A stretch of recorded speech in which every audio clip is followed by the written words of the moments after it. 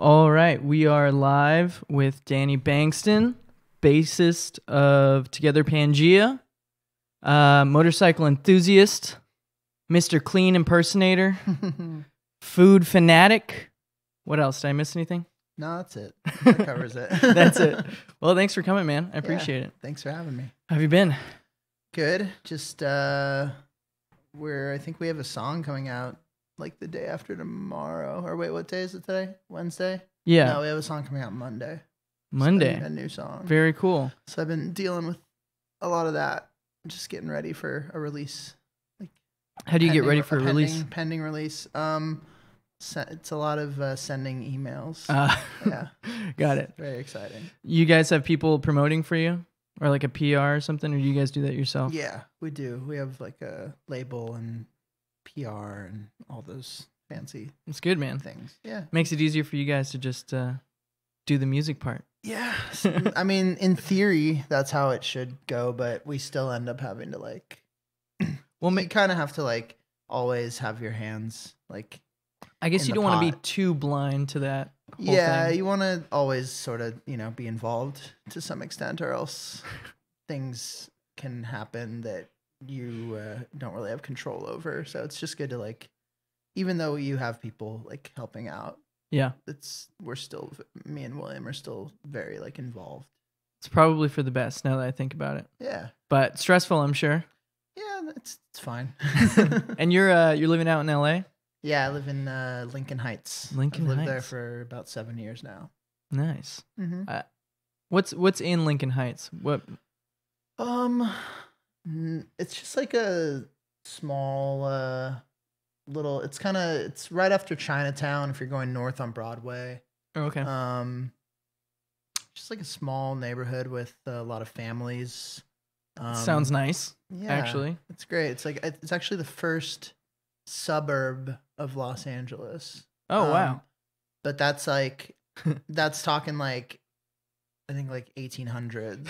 Like it was the first proper suburb, like where all the city hall people and government of LA like lived back when LA was like established. So lots of like historic buildings and stuff. Yeah, totally. There's like a historic square, and there's also a lot of really old big house. There's a couple streets with some really crazy houses that are super old. My house is super old. My house was like, my house was actually moved there from Pasadena in 1908 or something like that. That always trips me out how like they'll pick up a house. Yeah, literally. I think like our landlord actually told me like they split it down the middle and moved it. For what reason?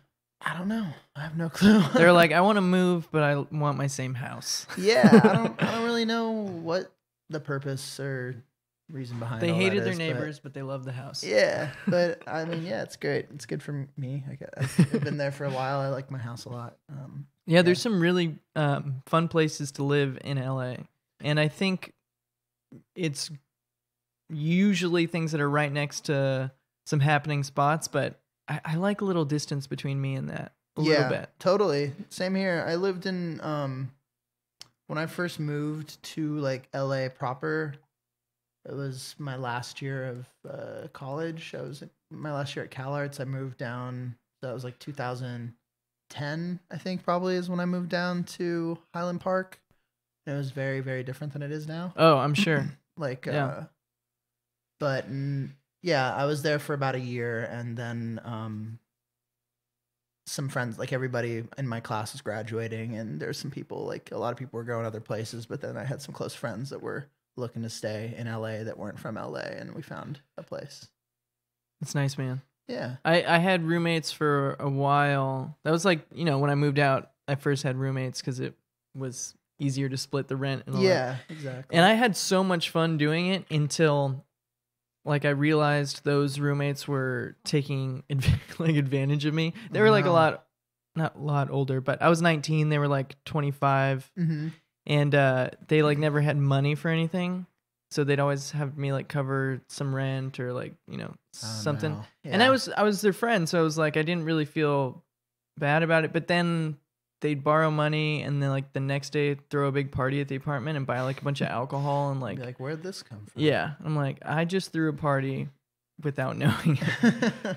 But so I left after that. But living with friends that aren't like that, I'm sure is very nice. Yeah, it's good. It used to be like, honestly, like a lot of early, like we sort of really broke down like with the Audacity guys and the burger people. Yeah. Through that house. This guy Sean Noonan, who now lives in Tahoe. He's from Whittier initially, but he was like really tied in with the burger people, and like he even had like a little I don't know if they still have it at Burger, but they have like the picks of the month from all like the employees or whatever on the wall. Oh, like, really? he even had his own like Noonan's pick, and he, you know, he was just like peripherally involved with Burger. He was just like a big, that's funny, lively personality, like, and you know, great guy. But he moved into the house, and when that happened, like, you know, Matt and Bobby and all those kinds of people started coming up more regularly, and we would have a lot of wild parties. I'm sure it sounds like a great time. I love those guys. They're like, I had seen Audacity play at a Battle of the Bands when I was 14. Nice. But you know, I didn't really get to know Matt until maybe last year. Cool. And Bobby as well. But just good guys. Yeah. Like wonderful people. No there's nothing behind the curtain. Like, it's just them being them. Yeah. Which I appreciate. They're all great people. Everybody involved with Burger, Sean, Lee, Patty, everybody. Really sweet, wonderful people. So you started Together Pangea with William. Yes. Around 2009 at Cal Arts. You guys both going there? No, just me. It started prior to that. It was initially William and his girlfriend at the time, Adrian, who went to Cal Arts. She was 2 years above me. Mm-hmm. And basically it was William and Adrian for a long time. There's a lot of recordings, maybe like, I don't know. There's probably like 30 or 40 songs that are like William and Adrian that nobody will ever hear. Oh, it's funny.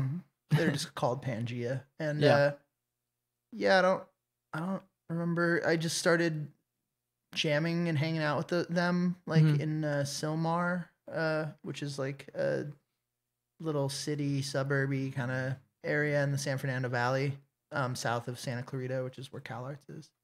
So yeah, I don't know. I started playing with them, and then Adrian got into other stuff, and you know, they were dating for a long time, then they weren't dating. Yeah, and that's the way it goes. That's how it goes. And like basically we somehow along in that time period, I got asked to play bass. I was like a guitar player initially. Oh, okay. And so yeah, I figured out how to play bass, and then sometime about 2009, I'd say, we didn't actually look that hard for a drummer. I think we played like maybe with God, what did we do?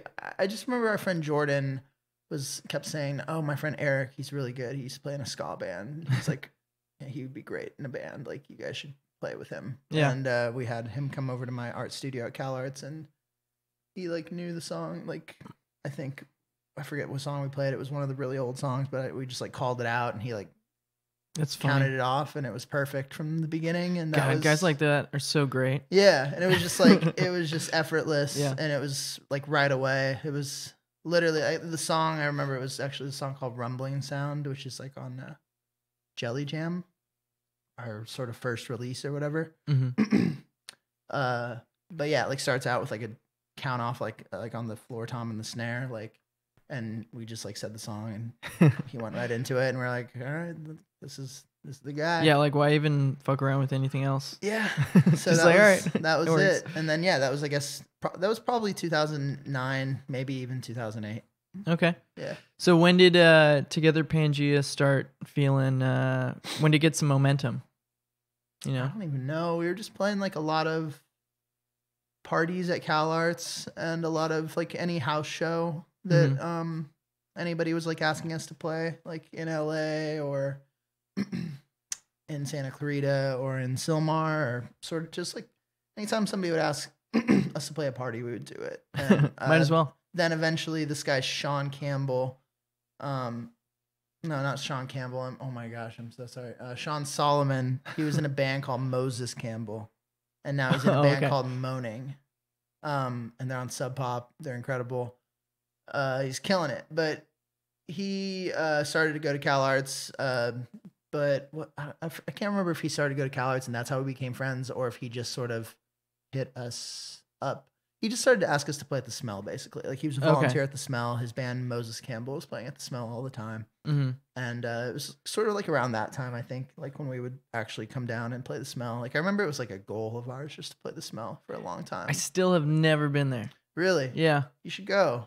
I don't know what's going on with it, but it's definitely worth seeing. As far as going, it's a very important place, like at least to me. And yeah, because it's like the what is it, an all ages DIY venue? DIY volunteer run, all ages. I don't like most shows are $5. I don't think they really go above. It's most of the time it's like $5. It's the way it worked back then. I remember like my band in high school tried to play there and like it didn't work because you have to. The way it worked back then, and I think the way it still works, is the volunteers book the shows. Okay. So that's kind of a cool way of like having a rotating group, basically like disconnecting Jim, the owner of the Smell, I feel like, from like the stuff that's going on there. Like in a way, like he, you know, sort of puts his trust in the kids that are volunteering to like put what they want in there. That's great. And that like keeps it fresh and, you know, keeps an older person's like taste out of the mix, you know, which is cool. And it keeps the kids know what's up, man. Yeah, definitely. So that's, I think, but that was probably around the time that we started to notice, like we would be playing at the Smell and like, you know, I don't know, 20 people would come and then 30 people and 50 people. And that was probably it. Yeah. When was your first tour with Pangea? Together Pangea? First tour was with this lineup. First tour was with Mean Jeans,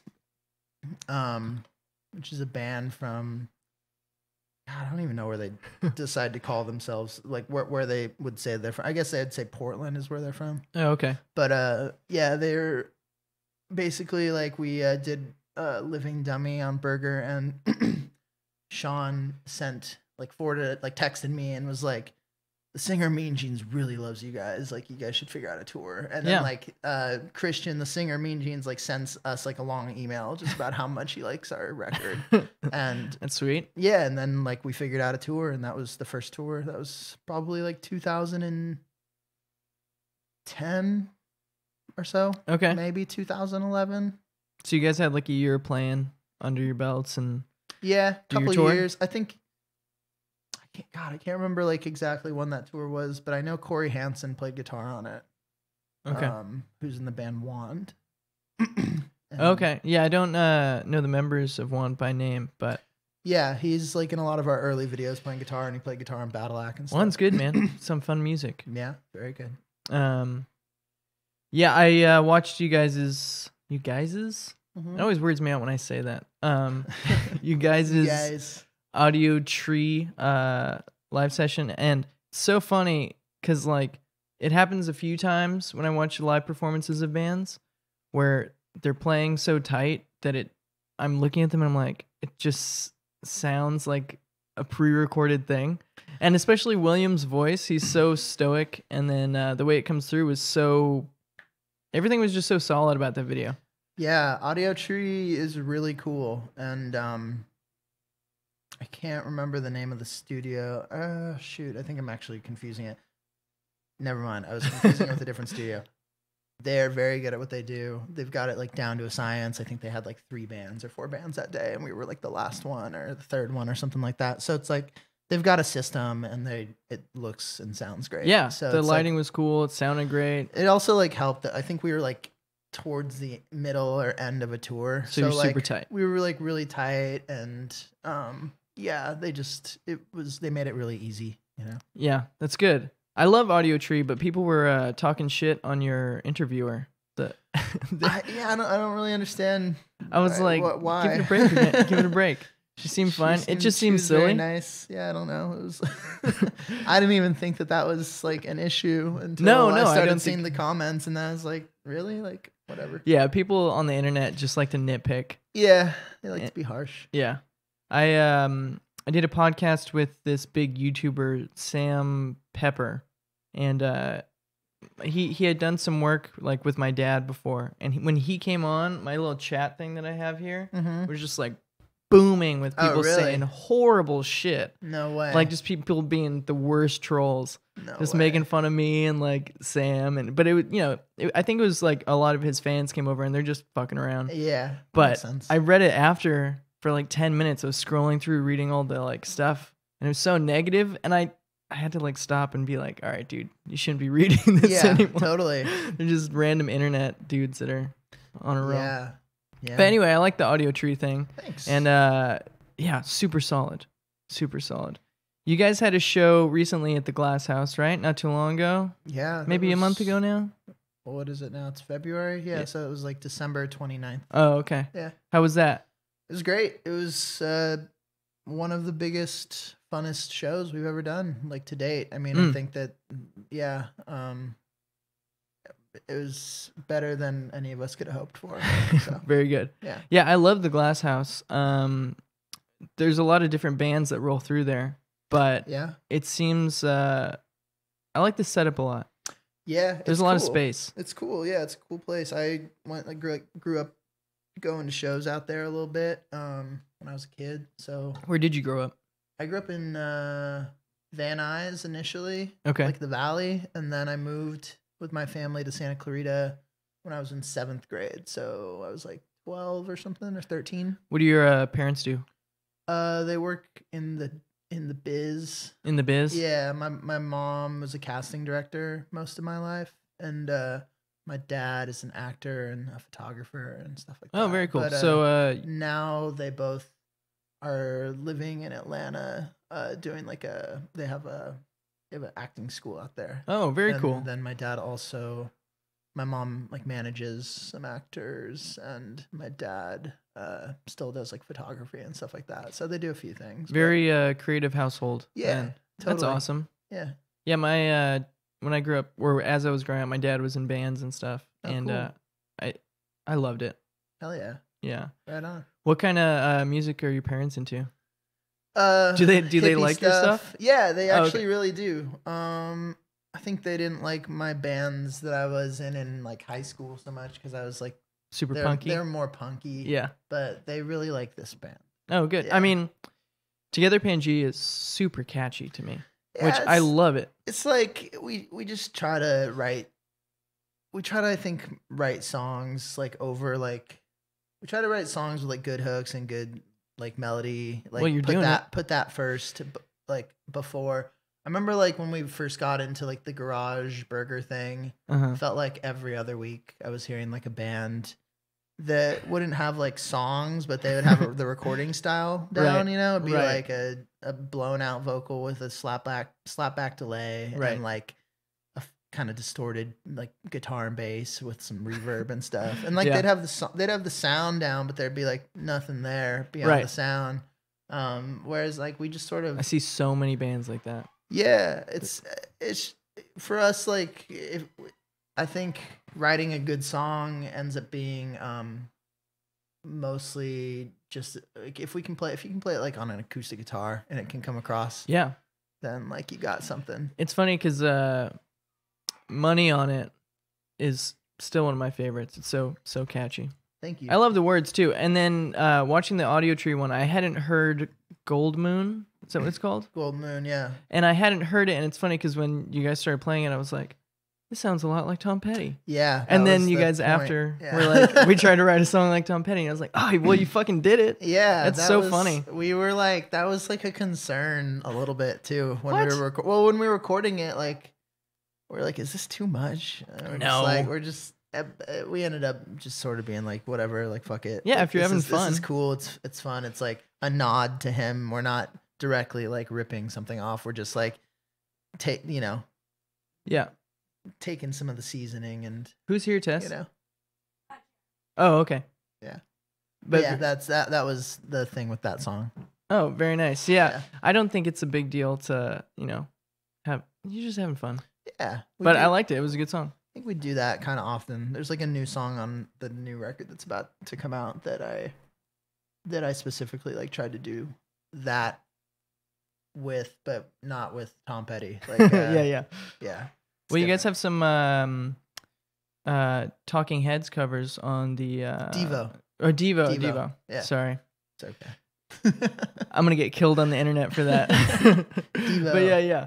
And I think it's I don't know. I think it's important to play covers and record covers, do them your own way, and have fun with stuff like that. Because I feel like we didn't really do that though. Like I feel like we just kind of did it. I don't know. We started to play that song on tour in Europe like 2 years ago or something like that, and our manager and our old tour manager Alex and our manager both like kept like they heard us do it one time and then they like wouldn't they wanted it. They wouldn't let it go, and we're just like, we didn't do it that good. Like it's like, but somehow it stuck, and then the word made it to our record label that we like had that as a cover in our back pocket, and then they were like, we want you to do that for this record. And so we did it.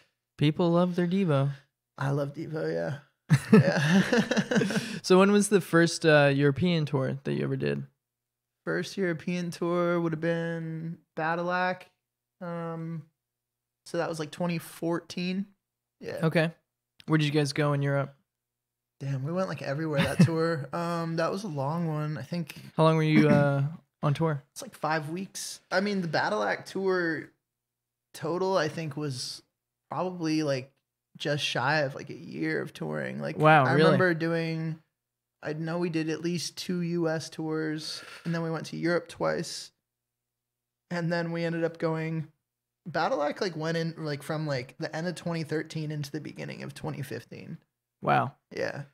I'm tired thinking about that touring. Yeah. I mean, it wasn't like a nonstop thing, but it was like, I know that when the record came out, I know the record came out in January, and we toured through January past South by like into the summer, like pretty straight. So I feel like we toured from like January until like May straight. That's and rough. Then like had like a couple weeks off or a month off, and then like went back out and did it again. Touring in a van? Yeah. What kind of van you got? For that at the time we had a Econoline, like a 15 passenger that we had bought. Like we had signed to like a what was it? Harvest, which is a part of Capitol Records for that record, and we got our first like advance and all that stuff, and like fun. we spent a lot of it just on buying a van. Yeah, I mean it's a good investment. Yeah, it was, and then it blew up like in 2016, I think, or something like that. So it lasted it did about like 15 tours, and then I'd say that's a good van. Yeah. I mean, sure, you can make things last longer than that, but 15 tours is a lot for a van. Yeah, it did really good. Basically, we were it kept having this problem where like one of the spark plugs would foul, and then like it would just sound like a lawnmower, and there wouldn't be much power. I remember the first time that happened was in Chapel Hill, which is like North Carolina. And what happened? Our tour manager Alex had to. What did we do? We either rented a van or something. Like he had to wait for the part to like arrive to like fix it. So like he ended up driving from North Carolina to I feel like Atlanta or like Memphis or something like that. Okay. While we like went ahead in a rental car, and that was the first time that happened. And then it happened again off of tour was that? It must have been like the Phage tour. Like it would have been the Phage tour. We went to go do this festival in Canada called Sled Island. Okay. Sled Island is this cool like thing in Calgary, which is really far north. It's like the farthest north we've been. I don't. Maybe it's not that far north. It felt really far north. But Calgary is like the Texas of. It's like the big oil boom area in Canada, and it has the biggest rodeo in the world. Biggest rodeo in the world. Yeah. And I was stoked because my dad's side is all Texas. Oh yeah. So like I grew up like in the valley in LA, but I spent a lot of time growing up also like in San Antonio, Texas. Nice. So it was cool like going really far north into Canada and then it just feeling like Texas. That must have been weird. Yeah, but it's really cool. Yeah. It's like so yeah, Sled Island is like a really cool festival. I'm assuming it's cold up there? Yeah, it's cold. I don't think it was that cold when we were there. Oh, okay. But anyway, like we had done this like a few few shows with this band, the Flatliners, who are this like pop punk band from Canada somewhere. Okay. And they're like massive up there. So we played these like ski towns that we would never ever play otherwise. Like we played like it was called Fernie, and I think this place called Medicine Hat. Wait, why would you never have played them? Just because there's not like I don't think there's a lot of people that want to see us in those places. Got you know, like when we go to Canada, we do Montreal, Vancouver, Toronto, more city all spots. the big major market cities or whatever. Right. So this was like en route to Calgary, and we got to play some like it was in like the Canadian Rockies, like these ski towns that are like off season. So it was like incredibly beautiful. Sounds cool. Yeah. Yeah, but we got up to Fernie, or I forget what the name of the town. We got up to this town and Alex, it was like the chillest border crossing. I don't know if you've ever crossed the border, like not into that either border. Mexico or to Canada. Actually, none of those borders. European borders, yes. But. Yeah, so like usually coming in and out of our borders are notoriously terrible. Oh, okay. Really bad. Yeah. It doesn't look fun. No, it's not at all. But like we going into Canada can be a little bit of a hassle sometimes, you know, like it can be a hassle if the people that you're dealing with want it to be. Right. But so our tour manager actually, like, it was the chillest border crossing ever. Like the border patrol like wasn't even there. Like when we got there, we had to like, I feel like he had to like get out and like ring a bell. Like yeah, it was like showing up at like a motel at like midnight or something like yeah. that. But it was the middle of the day at a border crossing in like rural Canada. That's funny. And yeah, they're like, it's just probably not a high, like, there's not much foot traffic there, I bet. No, there's no foot traffic. But so what happened was it was so chill, and like we left our passports at the border. And so like we realized that happened, and he goes to the town, and he drives the van back to go get him, like hightails it. And then as he's coming up the hill, we just like hear it. It sounds terrible. And like it barely makes it like to in front of the venue. We park it in this dirt lot and like open the hood, and there's like one of the spark plugs had like blown a hole through the engine, like clear like into the engine. Like what? Destroyed the engine. Can that happen? Well, obviously it can happen. I don't know. It happened. Like the engine. So it died in Canada? Completely fucked. Yeah, it died in Canada. And the venue, we told them what was going on. It was a very small, like close knit community, like tiny little ski town. The like girl that was working the bar at the venue is like, oh yeah, my brother's a mechanic. Like I'll call him. Like he owns the shop down the street or whatever. Oh wow. And he came and he like looked at. He's like, dude, it's like you're fucked. You need a new engine. And so we left it there. Do you know where I could get one? Yeah. Right. So we left it there. We had to rent a car, rented like a van, because that van had broken down. We missed like 6 shows on that tour. It was like a 12-show tour, and we missed like half of it because the van kept having problems. Like it broke down, and we had to cancel a bunch of shows. Yeah. And so we ended up, what did we do? We just like left the van there, said our goodbyes, and our tour manager Alex rented a U-Haul and took all of our gear, drove straight from wherever that was. I think it was Fernie was the name of the town, down to Los Angeles. Wow. And we took a rental car onward and flew home, and that was the end of the van. Sorry, long story. But no, yeah, good van. That was that's a podcast. That was the end of us having a tour van though. So that was where it ended and died, and now we. I have like pillows that I'd be sad if I lost. To have a van that you took on 15 tours, that must have been kind of difficult. It was a bummer. Yeah, it really sucked. What color was the van? It was white. That's like, why does that even matter? No, I mean there's some cool, like I know like the Twin Peaks dudes have gone through a couple vans, and there's like I feel like they always have a cool colored van. Maybe their new one is actually just white though. I don't remember. But like usually they had like a weird like a kind of like navy blue one, which is I don't not think that I've exciting, ever seen but still cool. Like, it's not white and it's not black. Yeah, exactly. Huh. But now we just rent vans from this company called Bandigo, and it's really like reliable. Like if something breaks down, Yeah. they have offices everywhere. There's a Xbox in there and a TV, so Damn. we get to play I would rent it just to NBA live in it. 2K a lot and a Nice. lot of FIFA. Nice. Yeah. I'm really bad at FIFA. I hold my own with any 2Ks, but not FIFA. Yeah, and then there's I also don't get some, soccer. Really? Yeah, I love soccer. But yeah, we played, I don't know, it's nice. It's like it's a bummer not having a van, but Yeah. what I are you gonna remember when I was on tour with Iris, we had a show in Denver, Colorado. do? Mhm. And where was that? No, that wasn't the Lost Horse. Anyway, there was a spot, and we were all excited about the van. We had everything kind of down to a science now. We were like 4 days on the road. Everything was kind of set up where it needed to be. And we were just like loving the van. And then we're playing a show with Sloth Rust, and their van pulls up, and it's just this nice like luxury van. Looks like It's probably a rental. Yeah, and that's what I'm thinking is that Yeah. like because they're doing pretty well for themselves. So I think the record company or somebody, they must have put it together or something. But Yeah, was it black? yeah, it was And black. Did it have an organ plate?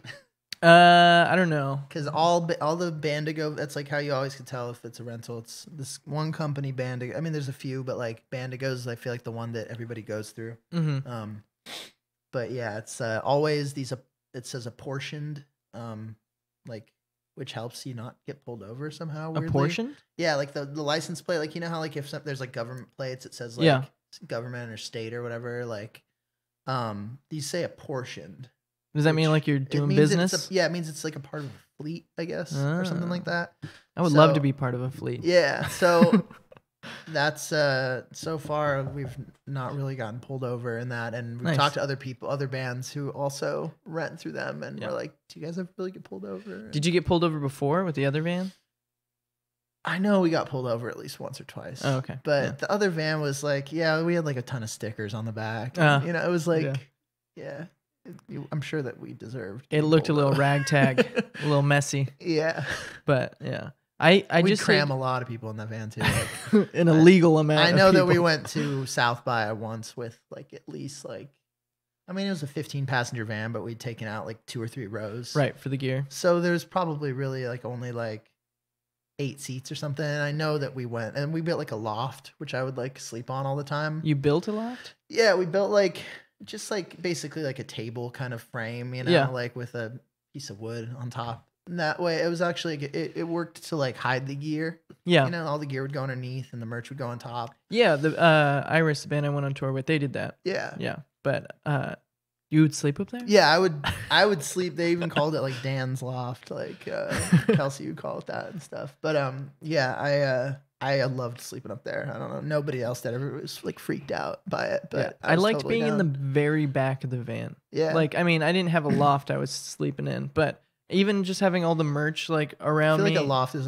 a very cushy term for what it really was. It was like a plank of wood. You got it. But you packed a lot of people in there. Yeah, for I South know that by. we went to South by one year and it was like 4 people, 5 people, like per like row, like. Seems and then uncomfortable. by default, like by default, like a bunch of people like would jump in after like a showcase or something like that, and Yeah. we'd like go back to wherever we were staying, and we'd have like 15, 20 people in there. Like Sounds like a party. it was, it definitely was. I was super shocked at all the stuff on the East Coast, like how it's all like toll roads. Oh yeah, a And lot of that. that took us by surprise. Yeah, We it's were a like, lot. all right, well, we're going from New Jersey to New York City Yeah, again. it costs like $30 or something. $40. Yeah.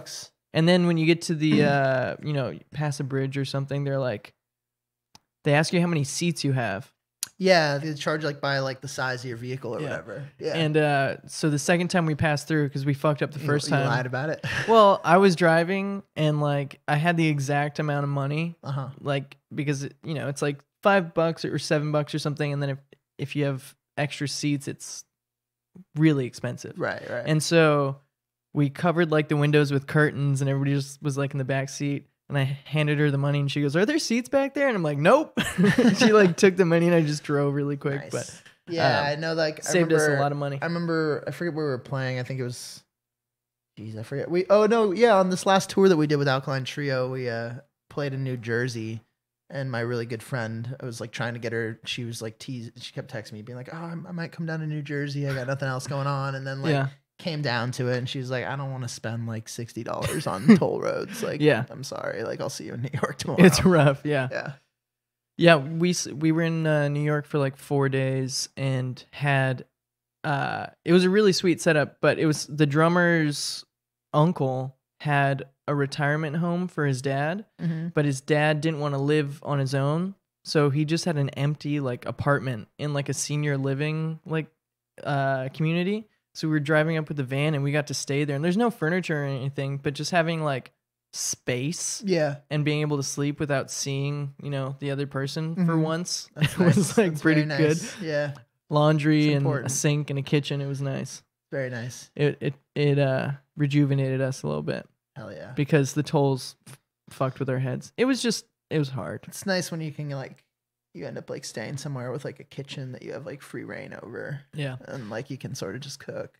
You guys stay with mostly buddies now when you tour the U.S. or no? You guys we used to when we first started. We did that. Yeah. We pretty much only stay in like hotels. It's still nice though. Airbnbs and stuff. I mean, you probably get to bed a little bit sooner. Yeah, staying at people's houses, you're up until like and it's not like the reason why we do that now is because we burnt ourselves out on crashing on floors and things like that. Like, and we've been touring for I don't know, since 2011, since 2010. So it's like it's just worth. We always like before every tour, like we come up with a spending budget, and hotels is the first thing that we include in that. We don't stay at really that nice of hotels. Like we stay at a lot of very terrible hotels and motels and things. As long like as that. There's a bed, sometimes it's enough. Bed and hot water. Everybody's got a bed, and that's how we do it. I had a blast going on tour, but I would do it differently this time because it wasn't really my tour. I was just like along for the ride kind of and helping out, but I would definitely, if we go again, Iris, I am paying for my own hotel room. Yeah, it's not that it's just like a basic expense. I feel like it's it's for your peace of mind and for like just like to rest. Like there's so many times like you go in the early touring days, like everybody's like burnt out and stuff, and some kid is like, "Yeah, come crash in my house. It's totally chill. We got like 4 beds. We got like like it's really mellow." And then you get there and like you get sleeping bags. 2 of the beds are like like a blanket on the floor with a pillow, and like there's a party going on and stuff, and it's like, dude, I just want to go to bed. Just real Topeka people, man. Yeah, but exactly. We camped. We did some camping, which was fun. That's cool. We never have done that, and I've always wanted to do that on tour, but it's never happened. It's nice. We camped in Arkansas, in down by the river, which was fun. Really big bugs, lots of mosquitoes. Yeah, but it was fun. That's rad. That's the way to. That's one way. If I could.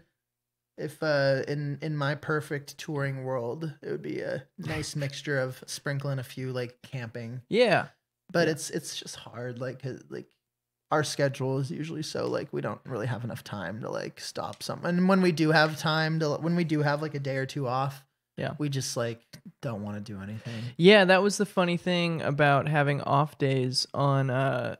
So when we got to, there were no days off on the way to New York, and then coming back, there were like 2 days off, 1 day off here and there. And those days were actually super difficult because there was like, well, here we are in Marfa, Texas with nothing to do. And it's population 30. Yeah. It's cold. I don't know. It was rough. Yeah. And then you didn't want to spend too much money too. Because like, for me, my number one thing is I love spending money on food. Yeah, me too. And at a certain point, I'm just like, I got to start, using my cup of noodle stock because I can't keep this up. Totally. That's the thing that we do like we get like a small per diem, you know, Nice. and I will do. There's plenty of days like if I know that I'm going to a city that I really want to eat in and like splurge on, I'll like save my per diems up. Yeah. You know, I'm gonna get fat today. Yeah, our merch guy David is really good at it. Like he'll Oh, good at pull his his saving. wallet out and he'll have like a couple $100. We're like, dude, where'd you get all that money? He's like, oh, I've just been eating fruit every day, like and like eating at the venue. I don't spend my money. Like, It's good, man. It's hard too because you know, on that tour I did a good amount of drinking. Yeah, and that'll burn your wallet too. Yes. Even though you Definitely. get those 2 free drink tickets, that's just the warm up. Yeah, And, definitely. It burns your wallet. Burns Yeah. your wallet for sure. That's true. So I read a little of that interview that you did. I forget who it was with, but it was mostly food oriented. it was you're Max from Swimmers. Oh, okay. It's his blog, What's it called? Between Stations. Between Stations. Yeah. Yeah, that was interesting hearing you ate some escargot. Yeah, totally. So Europe must have been like the food mecca. Europe, yeah, some places in Europe, Spain specifically is really great. Italy, I think like the most fun we've had, like eating and just in general, probably like Mexico City. Mexico City, really? Yeah, it's amazing food down there. What's down there? It's just everything. Like, Food. I mean, it's incredible. Like, just like the best Mexican food, different kinds of Mexican food from different regions. Just a lot of flavors. Really good stuff. Just next level cuisine. I had some good food in Europe, but there were some countries where it just was maybe I wasn't ordering correctly, but sometimes it was bland. Yeah, You know, it depends. I think like, yeah, I don't know. Like England doesn't have the greatest food. Yeah, But what are they known for? Fish and chips? See, yeah, that's what you kind of think, and then we went on tour with this British band last time called the MVPs, and they showed us all kinds of stuff that we had no clue about. Yeah. Which like blew our mind and changed my whole perspective on like English eating. I know they're really good at like baking, doing roast chickens and So they do this thing. pies. There's something called Sunday roast Mhm. that happens on Sunday. It's like something that like people spend all day doing too. It's like you get there. Like I remember we finished our show in Birmingham, and the next morning, the drive was only like an hour or two to the next show That's so with nice. them, and they were just like, I remember it was like being in The Hobbit or something like that. Like they were talking in the green room about food that we should try, and somebody's like, "Oh, Sunday roast," and then there's like Sunday roast. Like everybody, like it was like You down? it was like a call and Yes. response of every British person in the room's like eyes lighting up, being like Sunday roast. Like, and then like then they took us to get Sunday roast the next day, and it was out of control. Did Like, you go to the somebody's greatest- house? No, it was like in a pub. Oh, okay. Like there's a ton of like it's always like the blank and the blank, like the beavers or the beaver and the hare or something like that, Right. or the lion and the boot or something like, you know what I Yeah. mean? It's like something Pubs like that. with like full kitchens. Yeah, but all those places, like there'll be like a drinking establishment like at night, you know, only, Mhm. but like they'll have a full kitchen back there, and on Sunday Ugh. they'll have the craziest meals. It was like I think I got like pork belly that was like braised Ugh. with Yorkshire pudding and like Keep going. God, what was it? Black pudding, which is like blood sausage. Just all kinds of like root vegetables that are like baked. It was just like gravy, like everything. So hungry now. Potatoes, just like, and it was like, I think it was like 12 pounds for, I got like the small order, like the half 12 order. pounds? Yeah, 12 pounds is like in currency. Oh, Like British okay. pounds. I Yeah, thought you yeah. meant of food. No, 12 I was quid like, or whatever. Damn. Yeah. But it was like still like a plate, like it was massive. Yeah. Like I barely finished like the half order. Oh, It was incredible. And then, they just, they've showed us like a lot of cool stuff. That was a good move, was going on tour with what was the band? They're called the MVPs. The MVPs. Yeah, with 2 E's, Mhm. like THEE MVP. But yeah, they showed us some cool stuff. Yeah. Yeah. I saw on your Instagram your Anthony Bourdain post, Yeah. and it's touring has a lot of fun shit to it, Mhm. but the food aspect and the traveling aspect, and Anthony Bourdain is like super important to me. Like his first book, Kitchen Confidential, like blew my fucking mind, and I've always enjoyed his take on things. And I don't know. I think that there's two types of people when they travel. It's like the type that wants to have a set plan, and then the other type wants to just go with it. Yeah, And, totally. He was a huge part of like my informative years or whatever, or formative years. Sorry. Yeah. Informative is really formative funny. years. Yeah.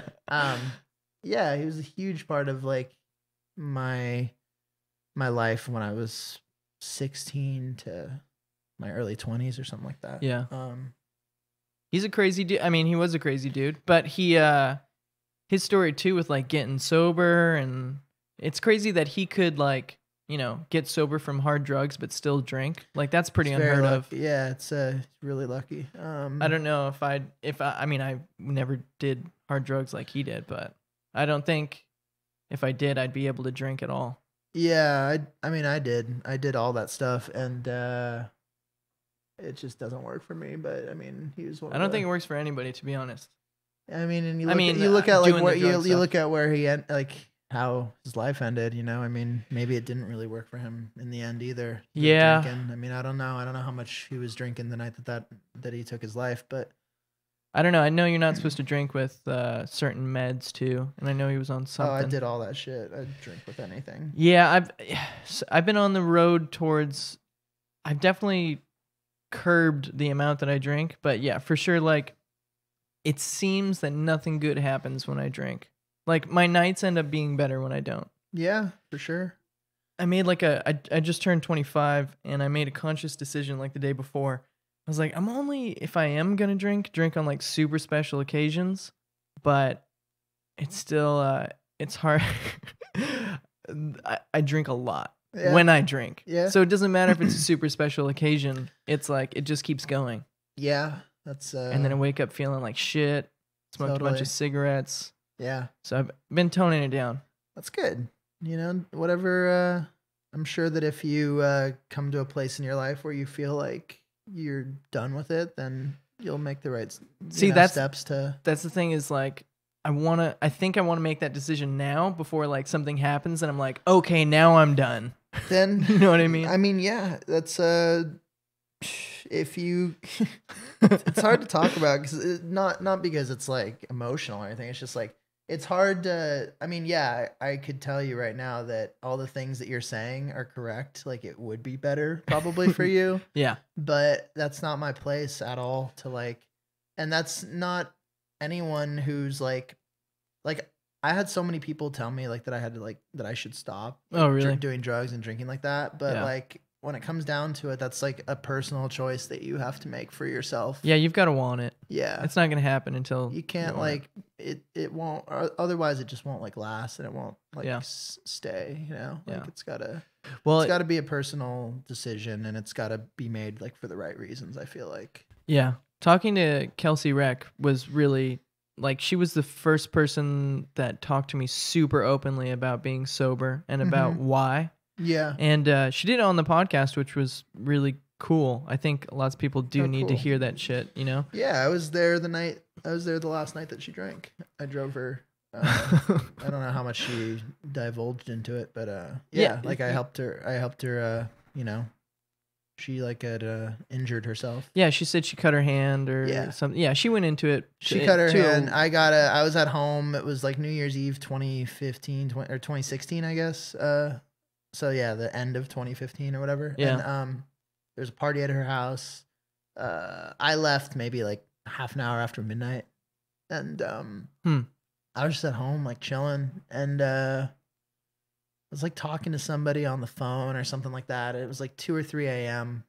And I think it was actually like more like 4 a.m. I don't know why I was awake. I was just awake at home talking on the phone with somebody. And I get a call from Eric. And I just like declined it. I was just like drunk. Like, where are you? Like, why'd you leave? Right. And then I get like another call. And then like, I was like, all right, he's calling me back. I should And then he picks up. It's like, dude, I don't know what's going on, but there's like blood everywhere, and like, I don't know what's happening. Everyone's on Molly. Like, oh no, like, nobody can drive. You're the only sober person. Like, can you please come to Kelsey's? Yeah. And I went to her house and gave her a ride to the hospital, and that was the end of that for her. And I was like, well, good for her, man. I was like maybe like 4 months sober at that time. Oh, really? So you were sober before she was? I was, but then I did a year of sobriety, and then I thought that I could like drink again. Yeah. And that didn't work out. No, it worked for about a month, and I was sober. I went back out into testing the waters. It lasted about like 5 months total. Mm-hmm. So it worked for about a month. Yeah. Maybe 2. That's being like generous though. I just feel so much better in the morning when I don't drink the night before. I mean, it ended like the way it ended with me that second time was like I started to like gradually black out more. Yeah. I went on tour managing I went on tour managing White Fang, and they were on tour with No Parents. And oh wow. I had this one night in Dallas where I just completely blacked out, and it was like embarrassing. I like got on stage. Oh I, like, no! was singing with that. I mean, it was like just bad. Like my my belt was like my pants were like unbuttoned and stuff. I was just like beyond trashed. Yeah, that was the first like big like fuck. I don't know if this is working out. But then I was like also like in the cycle of drinking again and stuff. So it was hard.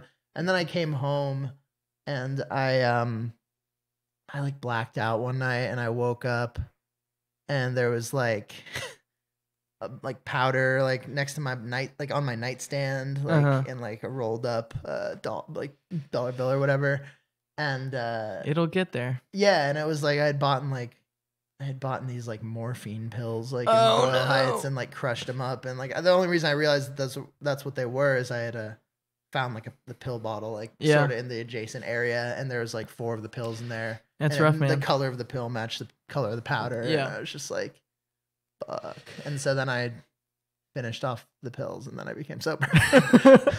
Yeah, you're like, well, for the second time, and then it's stuck since then. I'll have 2 years of sobriety in March. Congrats, man. Thank you. It's like I went a week, and then I drank again. Mm-hmm. And I didn't get super drunk, but it's weird. It's tough. It's tough at first, I think. I think the first like 3 to 6 months are like pretty tough. I believe it. Yeah. But I think you get past a point where you just get used to it not being a thing. It's just like how you're in the routine of like going out and getting a beer. It's like you get out of that routine and you go out and you get a soda water or Sprite or something like that or whatever the fuck. Yeah. But it's just like getting out of that routine. Yeah. And once you're out of it, I definitely think about like drinking every day. Like, and I probably will for the rest of my life. But not really using any drugs, like, because those just were like a side effect of the drinking more, I think, for me than anything. Yeah. Like I'd get really drunk, and then I would just end up like being like, all right, where's the next thing? Like, yeah. So it happens. Yeah. I'm that way with cigarettes. I really only crave them when I'm drunk. Yeah. And so I'm like, if I quit drinking, I probably, maybe. Or like when I went to rehab, it's like AA meetings and stuff. It's like, there's like a joke of how can you spot an AA meeting? Like just follow like the cloud of smoke. Compulsive smoking and drinking coffee. Mm-hmm. Well, I mean, I think it's, there's some people out there that can manage it pretty good, or like just not even manage it. Like there's some people that don't have problems with drinking. Right. But just it wears me out in a way that I don't like. I've got a lot of friends who would like, it's crazy. Like my girlfriend, like I'll watch her drink, and I'll just like, we went out the other night, like had like a date night, and we went to this bar while we were waiting to like sit down to eat or whatever, waiting for it to get called for a table or whatever. And she barely ever drinks, but she that night was like, I'm gonna have a drink. And like, I swear it took her like 45 minutes to finish this tiny cocktail. Yeah. And I was just like watching her, and I was like, God, you're so like lucky that That you can that's do how that. it works for you. Like, Yeah. that you like can literally have one drink and it can last you forever. Yeah, it's not how I am. Yeah, I'll go through them. It's like I shouldn't, you shouldn't be polishing off that many, but I just got good at it. And I was, like doing 3 pills of ecstasy like at school, in high school. Yeah, when I was like Wow, 16. How was that? So fun. Truthfully, it was so fun at the time. And then Oh I my had like gosh. this fiasco in Vegas where felt like it's just dying. Felt like I was dying. Yeah, and you then just I like get to a point, especially with Yeah. ecstasy, like where you just it's just it's like too good. the highest highs, but the lows are so Exactly. fucking brutal, man. And so I left that kind of stuff and was that Lollipop Records? They had like a little festival that they did at the Echoplex and the Echo called Lollip. Okay, sorry. Lollipopalooza? Yeah, something No, I like don't that. It know. was, okay, so there's Lollapalooza. No, it's Lollipalooza or Oh, okay. Lollipopalooza. Yeah, Yeah. whatever. Anyway, that was a day. I remember we ended up going to it because we had some friends playing it, and somehow somebody was there that had like an endless supply of Molly. Yeah. And That's how Vegas me was. and Kelsey and all of our friends just were taking it nonstop for about 7 hours. Yeah. Just like sitting in this corner, like Eating pills. outside of like the Echoplex, like, and we ended up calling, it's called like we call it Molly Palooza after that. Yeah, my But after I remember like that, like my girlfriend at the time, like the day after, like was just like sobbing with like for no reason, Just emotionally drained, like yeah. just like whole feeling body's so terrible. That's and, what like, happened to so me, yeah. sad and like crazy, and I was like, well, I felt like zaps going to my brain too. Yeah. But like I was crying. Mhm. Like I just was yeah, it's rough, man. no more emotion. But yeah, we were in Vegas and this guy had a gallon Ziploc bag like filled to the top with just pills in it. Yeah, And I think I had like 14 yeah. pills in like one night, which for no reason, like after a while you're like you don't get higher. No, You're you're just like- like maintaining something that's Yeah. dwindling. So didn't do that anymore. But my point being is like there's nothing wrong with being sober. Like it just feels good. There's like no downside to No. it, It's which is what's there's- really enticing to me. I do know that I'm like less social than I used to be. I used to be like a very social guy. Get up on and stage and sing into the microphone type of social. yeah, but not really anymore. Like, I mean, Yeah. I still am but it's just like with my close friends more than Yeah. like, I don't think what there's it anything used to- wrong with where I- slowing down. yeah, it's just like my friend group has maybe like shrunk a little bit, but it's just my close friends now. And Probably it's- for the best. yeah. And I don't know. I have more fun like chilling at home with my girlfriend, like watching something on TV, like instead of going out a lot of the Yeah. time, like, or That's always a whatever, good time. going out and getting dinner with friends instead of like going to a bar. Right. How old are you? 30. 30. Yeah. All right. Yeah, I don't know. 25 hit me hard. Mhm. I didn't think about my other birthdays, but 25 was weird for me. 30 was really weird for me. And I'm really excited. I'm really excited. I'm born in April. I'm really excited for April to come because Game of Thrones is coming back. But I also am super terrified of it to come because I'm going to be 31. So, Nah, yeah. you're 30. What's 31? Yeah, it's true. 30 was a weird one. I had like a couple of like little meltdowns like shortly after turning 30. It's probably good. Yeah. So we're at an hour here, so Cool. we're going to wrap things up. Would you like to shout out or mention anything you got going on before we sign off? Well, in a few days we'll have a new song out and we'll have a new record out. I don't know when the new record comes out. The new record won't be coming out in a few days, but the first song off the new record will be coming out. So, Very cool. yeah. And a lot of touring. I've got nothing but downtime right now, but Very nice. I'll be back on tour. I think our first tour is in June. So, All right. yeah. Looking forward to it. Well, thanks for coming by. Appreciate Thanks it. for having me. Yeah.